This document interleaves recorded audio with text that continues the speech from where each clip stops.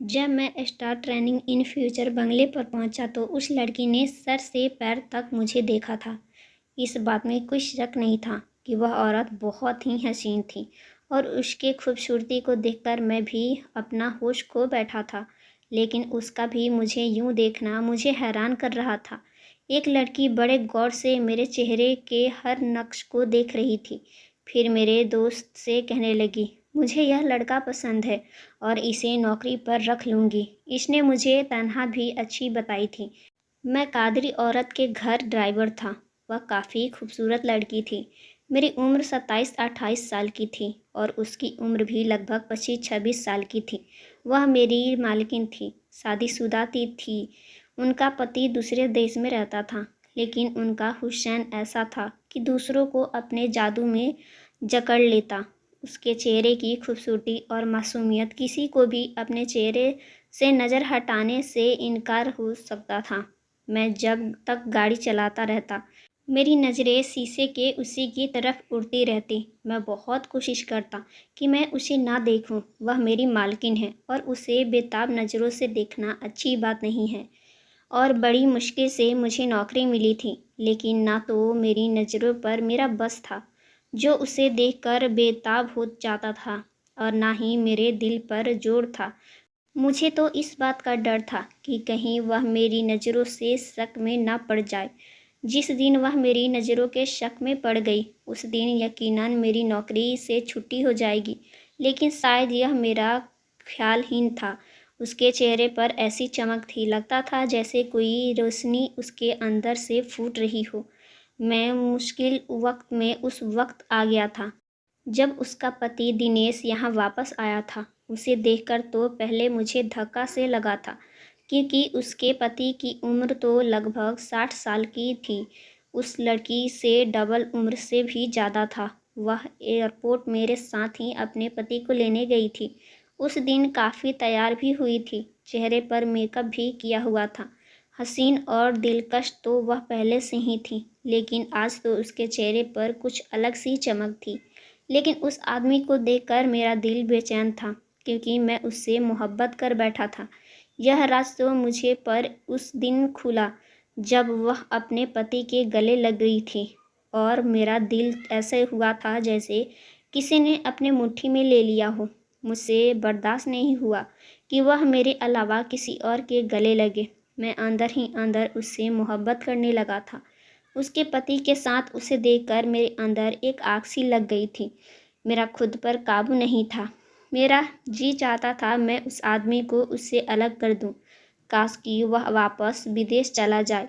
रात को जब मैं अपने क्वार्टर में सोने के लिए लेटा, तो मेरी मालकिन का हसीन चेहरा मेरी आंखों के सामने आ गया। गाड़ी में उसका पति उसका हाथ पकड़े बस वही बात कर रहा था कि उसके बगैर वह बेहद उदास रहता है, और अभी यहाँ आने के बाद वह कोई काम नहीं करेगा, सारा वक्त अपने पत्नी को देगा। यह बात जब मुझे दोबारा से याद आई तो मेरी नींद उड़ गई। मैं करवटें बदल रहा था। मैं चाहता था मुझे नींद आ जाए, लेकिन नींद नहीं आ रही थी। जाहिर है उसकी पत्नी थी और अपने पति के आने पर खुश भी लग रही थी, लेकिन मुझे यह ख्याल सोने नहीं दे रहा था कि रात के समय वह अपने पति के करीब होगी, उसकी बाहों में होगी। मैं जितना भी सोचता, मेरी बेचैनी उतनी ही बढ़ने लगी थी। मेरी आंखों से नींद कोसों दूर थी। बार बार मुझे यह ख्याल आता कि अब वह दोनों एक दूसरे से मोहब्बत की बातें कर रहे होंगे और एक दूसरे में समा गए होंगे, और यह ख्याल मेरी अंदर ही अंदर जान ले रहा था। वह औरत सुबह सुबह मेरे साथ बाजार में निकल जाती थी, कभी अपनी शॉपिंग करती, कभी घर के लिए ज़रूरी सामान खरीदती। ज़्यादातर बाहर ही वक्त गुजारती, कभी कभी खाना भी किसी रेस्टोरेंट में ही खाती थी। अब जबकि मैं भी उसके साथ होता था, इसलिए वह मुझे भी अपने साथ रेस्टोरेंट ले जाती थी, खाना भी खिला देती थी, उस मुझसे बातें भी करती थी। मेरे लिए तो यह वक्त किसी खूबसूरत एहसास से कम नहीं होता था। लेकिन आज जब मैं मालकिन से पूछा कि आज उन्हें कहाँ जाना है, उस वक्त वह अकेली नहीं थी, बल्कि अपने पति के बराबर में बैठी हुई थी, और उसके पति ने अपना बाजू फैलाकर उसे अपने साथ लगाया हुआ था। वह उसके बेहद करीब था। मैं अचानक ही लॉन में दाखिल हुआ था। सामने का यह मंजर देखकर मेरे अंदर तो कोई ऊधम मच गया था। मैंने अपना गला खराशकर मौजूदगी का एहसास भी दिलाया था, लेकिन उनका पति बेशर्म था, बल्कि मेरी मालकिन मुझसे देखकर थोड़ा सा झिझकी थी। जरा सा अपने पति के पास से हटने लगी, लेकिन उसने फिर से दोबारा उसे अपने साथ लगाया। तुम मुझसे दूर क्यों हो रही हो? वह हमारा नौकर है, उसे भला हमारे करीब बैठने से क्या ऐतराज होगा? वह कहने लगी, कुछ तो ख्याल करें। लेकिन उसका पति कहने लगा, उसे क्या शर्म? फिर मुझे देखने लगा, बोला, क्या काम है? मैंने कहा, कहीं जाना तो नहीं? मैं गाड़ी साफ करके स्टार्ट करूं? जवाब उसके पति ने दिया था, तुम चाहो तो कहीं घूमने भी जा सकते हो, और अगर नहीं तो अपने क्वार्टर में आराम करो। यह कहकर उसने अपना चेहरा उस लड़की के चेहरे के बिल्कुल करीब किया और बोला, मेरी मजबूरी ना होती तो मैं कभी विदेश न जाता। उसके शब्दों को, उसके विवाह अंदर को देखकर मेरे सीने में सांप लौटने लगा था, लेकिन मैंने महसूस किया कि अपने पति की बात पर वह शर्माने की बजाय घबराई थी। पता नहीं क्यों मेरे दिल में यह ख्याल आने लगा, शायद यह शादी मजबूरी और ज़बरदस्ती का बंधन है, क्योंकि शादी कहीं से भी जोरों की नहीं लग रही थी। कहाँ वह 25-26 साल की खूबसूरत नौजवान लड़की, और कहाँ वह 55 साल का बूढ़ा मर्द। जब भी वह उसके चेहरे पर अपना हाथ फेरता तो वह हाथ पीछे कर देती।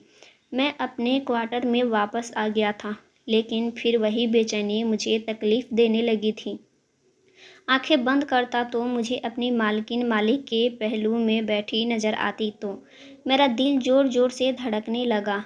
मैंने झट से आंखें खोलकर देखा। ऐसा मंजर तो मैं ख्यालों में अलाते हुए भी घबरा रहा था। पता नहीं क्यों मुझे शादीशुदा लड़की से मोहब्बत हो गई थी, क्यों मैं उसके हुस्न का दीवाना हो गया था। अचानक कोई क्वार्टर का दरवाज़ा खटखटाया। उससे पहले कि मैं उठकर बैठता, नायरा कमरे में आ गई थी। मैं फ़ोन उठाकर बैठ गया। तभी मुझसे बोली, ऐसा करो, मुझे फिटकिरी ला दो। मैंने कहा, फिटकिरी आप क्या करेंगी? यह सुनकर उनका चेहरा लाल होने लगा। फिर खुद को संभालते हुए बोली कि मैं बाजार नहीं जा सकती, तुम्हें मुझे लाकर दे दो, क्योंकि आज तुम्हारे मालिक मुझे छोड़ने को तैयार नहीं हैं। मुझे नहीं लगता कि वह मुझे बाहर कहीं जाने देंगे, इसलिए यह पैसे पकड़ो और मुझे फिटकिरी ला दो। मालिक मालकिन के पास थे, फिर न जाने उनको फिटकिरी की ऐसी क्या ज़रूरत थी जो वह मुझसे मांग रही थी। मैंने पैसे लिए और एक स्टोर में गया, जहाँ से नायरा घर का सामान वगैरह लाती थी। मैंने जाकर नायरा का नाम बताया, उसका संदेश भी दिया, तो वह दुकान वाला मुस्कुराने लगा। हाँ, समझ गया, लगता है बूढ़ा आ गया। मैंने कहा, क्या मतलब कि बूढ़ा आ गया है? फिर उसने मुझे फिटकिरी और गुलाब जल दे दिया। मैं सोचने लगा कि फिटकिरी और गुलाब जल में ऐसा क्या राज है। मुझे तो यह अजीब सी बात लग रही थी। यह दोनों तो आम सी चीज़ हैं, क्या राज की बात है? अब मेरा दिल ही सोचने लगा था, आखिर नायरा फिटकिरी और गुलाब जल का करती क्या है? फिर मैंने वह फिटकिरी और गुलाब जल गाड़ी में रखा और घर आ गया। थोड़ी देर बाद मैं खुद ही लॉन में चला गया। नायरा उस वक्त खूबसूरत साड़ी पहने हुए थी और उसका पति कमरे में था, क्योंकि इस वक्त वह लॉन में अकेली थी और घर की नौकरानी से अपने पति के खाने के बारे में बात कर रही थी कि तुम्हारे मालिक को खाने में मटर पनीर बहुत पसंद है, साथ ही बूंदी का रायता और पनीर की सब्जी भी बना लेना। जब मैं नायरा के पास पहुंचा तो मुझे देखकर उसने नौकरानी को किचन में भेज दिया। कहने लगी, ले आए मेरा सामान। मैंने थैली उनके हाथ में रख दिया, जिसे देखकर तो उनके चेहरे पर अजीब सी मुस्कुराहट फैलने लगी थी। मैंने कहा, मालकिन आप करती क्या हैं इन चीज़ों का? तो वह मुझसे देखकर बोली, तुम छोड़ो, यह तुम्हारे मतलब की चीज़ नहीं है और ना ही तुम इन बातों में ज़्यादा घुसो। यह कहकर वह कमरे की तरफ जाने लगी, लेकिन फिर न जाने क्या सोचकर पलटी। मुझे देखकर कहने लगी, अपने मालिक से कभी मत कहना कि तुमने मुझे फिटकिरी और गुलाब जल लाकर दिया है। यह बात मेरे लिए और भी ज़्यादा उत्सुकता भरी हो गई थी। कि मालिक सुनकर ऐसा भी क्या करेंगे। नायरा के साथ की बात नायरा अपने पति से क्यों छुपाना चाहती है। इन सब बातों ने मेरा दिमाग घुमाकर रख दिया था।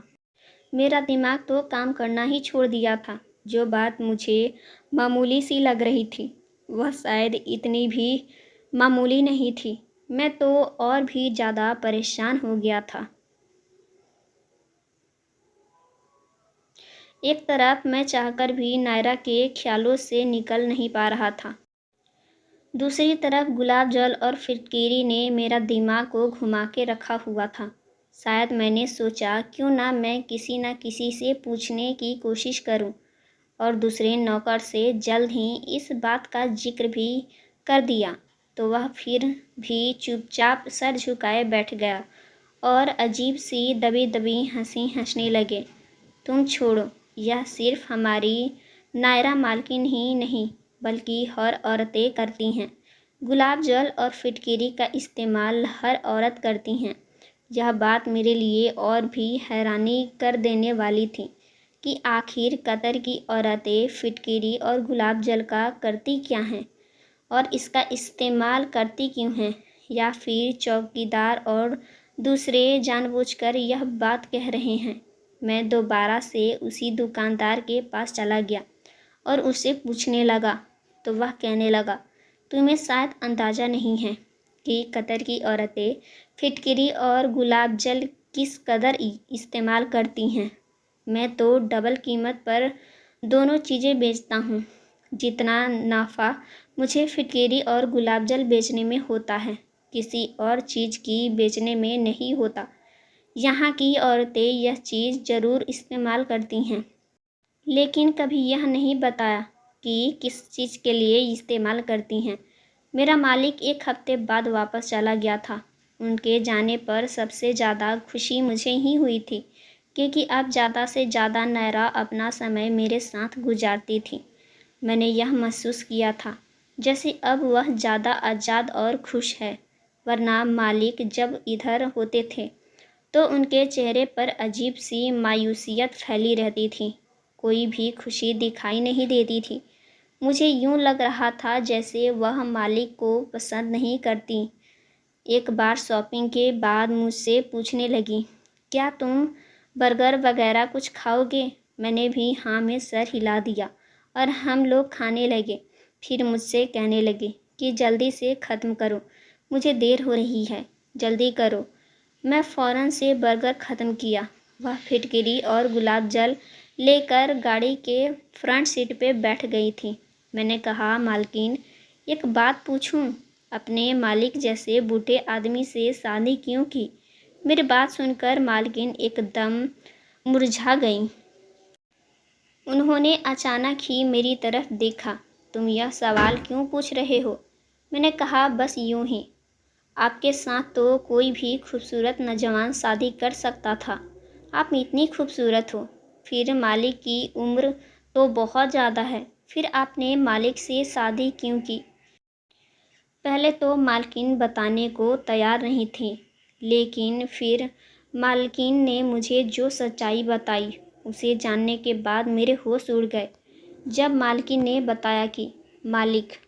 दोस्तों, आगे की कहानी हम आपको सुनाएंगे अगले पाठ में। अगर ये कहानी पसंद आई हो तो वीडियो को लाइक करें, चैनल पर नए हैं तो चैनल को सब्सक्राइब करें और हाँ, नोटिफिकेशन बेल को ज़रूर दबा लें ताकि अगली अपडेट सबसे पहले आपको मिले।